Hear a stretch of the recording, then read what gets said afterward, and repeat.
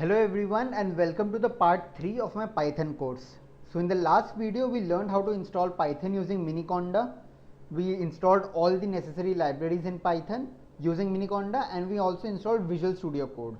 So in this video we are going to learn about increment and decrement operators, comparison operators, logical operators and conditional statements in Python. So let's start by discussing about increment and decrement operators. So if I write num1 is equal to 5 and then I say print num1, then we know that the output is going to be 5. But what is happening at the back end of it? So when I'm writing num1 is equal to 5, then we know that 5 is an integer and an integer holds 4 bytes of memories. So what's happening is that in our RAM 4 bytes of memory is being allocated to a variable called num1 and a value of 5 is being placed in it. So if I write, we know that currently the num1 has a value of 5 stored in it. So if I'm going to write num1 is equal to num1 plus 1 plus 1. So what that is going to do, if you look at it mathematically, then it is wrong because num1 is not going to be equal to num1 plus 1. But this is an assignment operator. So what this is doing is that it is fetching the value of 5 from where the variable num1 is located. It is adding 1 to it and it is putting it back into the location where num1 is located. So what this is going to do is that it's going to print 6. So if I write print num1, then the output is going to be 6. Now the value of num1 is 6 instead of 5. So this is what increment is. So if I run this code again, the value is going to be 7. And then again and again and again the value is going to increase by 1. So this is increment. Now instead of 1 I can do 10, I can do 100, I can do 1000, I can put any number, I can write 45. So that's how increment works. And similarly decrement is, instead of adding I am subtracting. So if I write num1 is equal to num1 minus 10 and then I say print num1. So it's going to do the same thing. The only difference is it's going to minus 10. So 55 becomes 45. And another way of doing the same thing is if I want to do increment, I can say num1 plus equals 1 or 10 or 45 or whatever number I want to increment it with. And then if I write print num1, it's going to output the same thing again. So that's how increment and decrement operators work. Now we'll talk about comparison operators. Let me just comment it down. Comparison operators. So there are mainly 6 types of comparison operators. One is less than, the other is greater than, then it's less than equal to, then it's greater than equal to, then it's equal to, and then it's not equal to.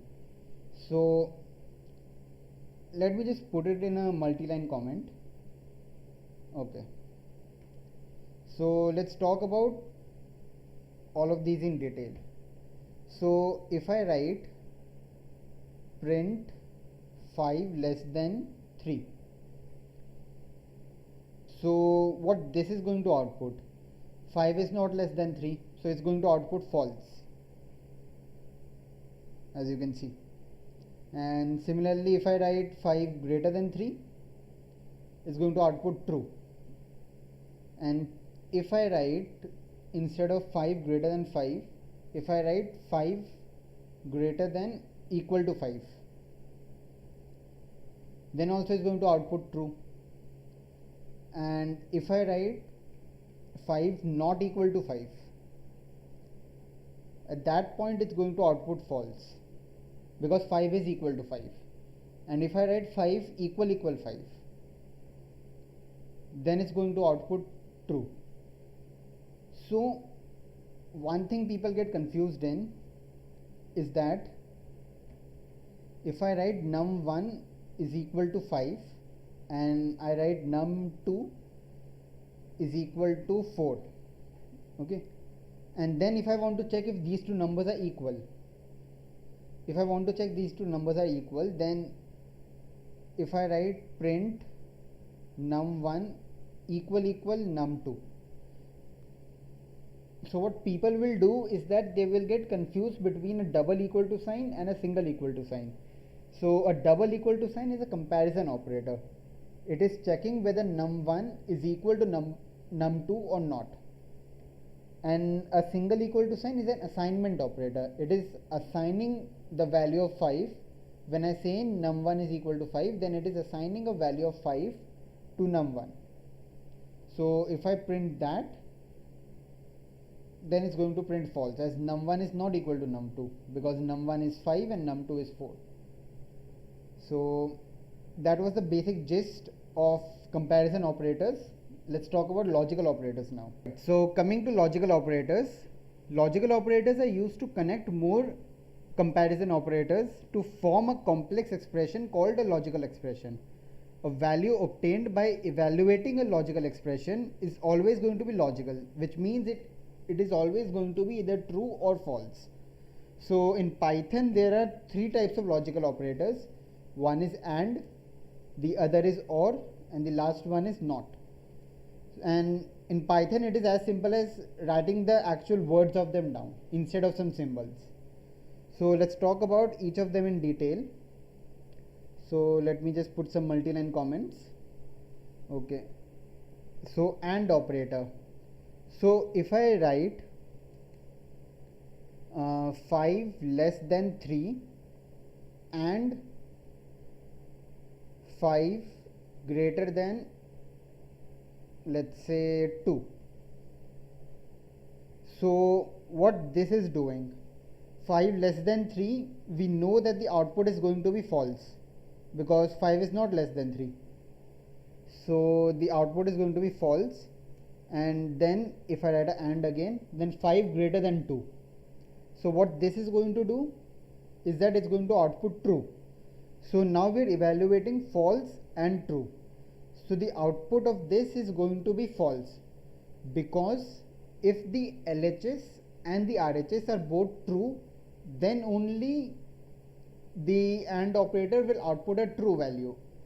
Rest in all the cases, the AND operator is going to output a false value. So let's just test that. If I say print 5 less than 3 and 5 greater than 2. So if I do that, then it's outputting false. But if I change it to make both the LHS as well as the RHS as true, then what's going to happen? 2 less than 3 and 5 greater than 2. So what this is going to do is that it's going to output true. The second operator is going to be the OR operator.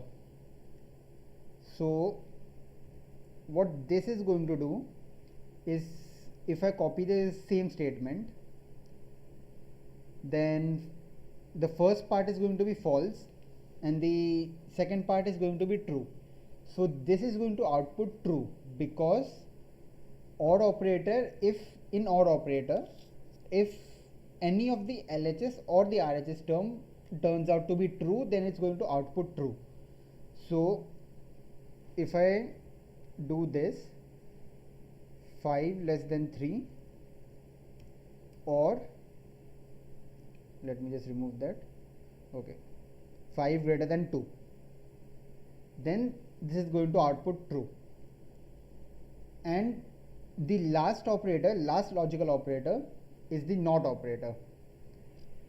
So the NOT operator is going to output the opposite of whatever the actual output is.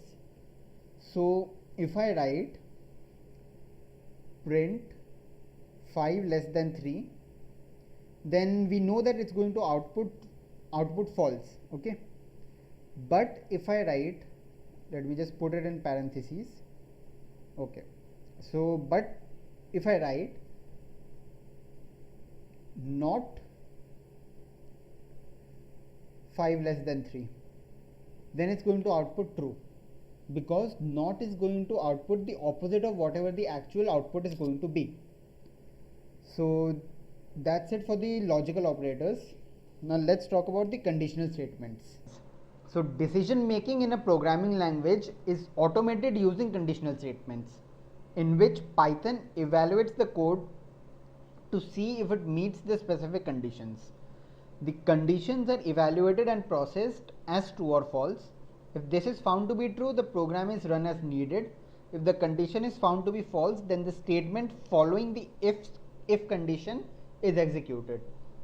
So to understand conditional statements further, we need to learn about if, else and elif. These three statements we need to learn about. So let's look at them further.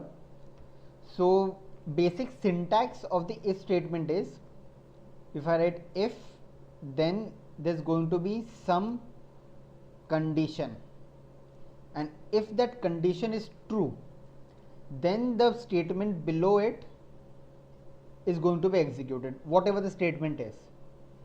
And as you can see, if when I wrote a semicolon over here and pressed enter, there was an indentation over here, a tab space. So that is very important in Python, the indentation, because it describes the scope of a particular condition, a particular part of a code. So we'll talk more about indentations when we talk about functions, but for now just understand that whatever code I write after this indentation and after the semicolon of if statement, it's going to come under the clause of the if statement, and whatever code I write after this and before the indentation is going to come out of the scope of the if statement. So if I write 5 greater than 3, so this is true, then it's going to print, if I write in the indentation, if I write print this condition is true, then it's going to print, since it will evaluate 5 greater than 3, it will evaluate whether this condition is true or not, as we know that this condition is true. So it's going to print this condition is true.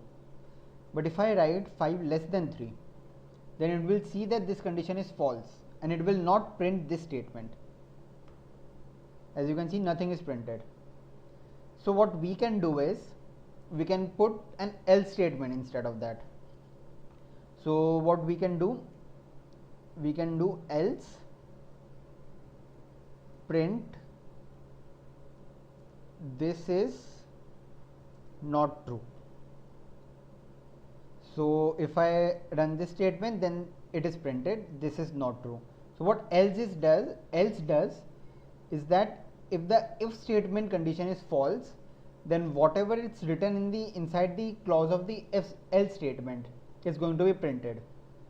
But if I have to write multiple conditions, which is called an if else ladder, so I would need to do else if, or we can also write, either write else if and then a semicolon, or we can simply write elif.